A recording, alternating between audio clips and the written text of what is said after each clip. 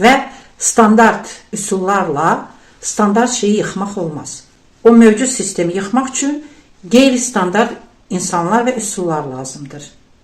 Çünki standart üsulları hökumət də bilir. O dəqiq qarşısını alır. Oyan hərəkatı qum saatı simvolunu çəkirdi.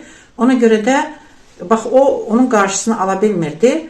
Sadəcə oyan hərəkatında bu cəbhə müsavat, digər o cip, avtobus, nə bilim, sistem, əl, göt, müxalifəti lağa qoydu və indi də özləri görün nə gündədirlər. Hakimiyyət standart bir sistem Sovet dövründən gələn və müxalifətdə də 90'larda Sovet dövründən gələn insanlar. Ona görə də onlar bilirlər. Sistem bilir ki, müxalifəti necə ələ almaq olar, onlar hansı üsullardan istifadə edəcəklər və o dəqiqədə qarşısını alırlar.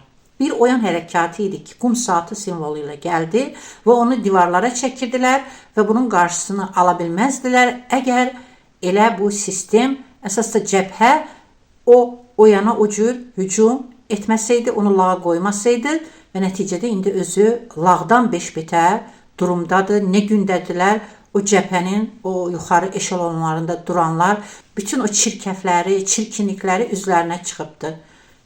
Belə olar da, fərqi yaradan həmişə fərqli insanlar olur. Və hakimiyyət standarta qarşısını ala bilir, amma qeyri-standartın yox. Ona görə də 90'lar təmizlənmədikcə ortada heç bir şey olmayacaqdır.